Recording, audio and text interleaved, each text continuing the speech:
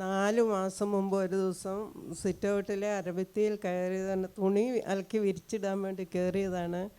കൈ കൊത്തി ഏക്കാൻ തുടങ്ങുമ്പോഴത്തേക്കും കൈ തെന്നിപ്പോയി, മുഖം ഉടച്ച് മുറ്റത്തേക്ക് വീണ് കഴിഞ്ഞ് ഞാൻ അന്നേരം തന്നെ എഴുന്നേറ്റിരുന്നു. പക്ഷെ തലയെല്ലാം ഇളകിയ പോലെ, പല്ലും മൊത്തം ഇളകിയ പോലെ ഒരു അനുഭവമായിരുന്നു. എന്നിട്ട് ഞാൻ കുറച്ച് കഴിഞ്ഞ് അവിടുന്ന് എഴുന്നേറ്റ് വന്ന് വേഗം ഇവിടുന്ന് കൊണ്ടുപോയി വെള്ളം ഉണ്ടായിരുന്നു. ആ വെള്ളം കൊണ്ട് എല്ലാം കഴുത്തും മുഖവും എല്ലാം കഴുകി. പകലൊന്നും വലിയ ബുദ്ധിമുട്ടുണ്ടായില്ല. സന്ധ്യ ആയപ്പോൾ ഒന്നും കിടക്കാനും പറ്റുന്നില്ല, ഒന്നുമില്ല. കഴുത്തിൻ്റെ 2 വശത്തെ ഞരമ്പ് അങ്ങോട്ട് വലിഞ്ഞ് മുറിവുകയാണ്.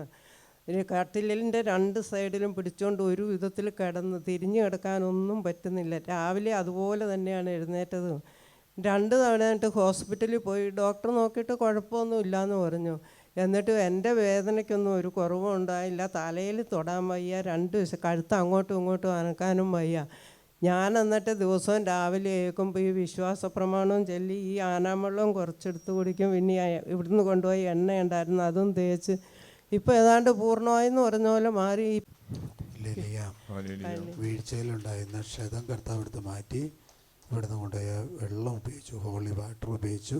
ഇതിൻ്റെ ഫലമായിട്ട് സൗഖ്യം കിട്ടുകയും ചെയ്തു. ഇവിടെ ഒന്ന് പ്രാർത്ഥിക്കുകയും ചെയ്തു അല്ലേ?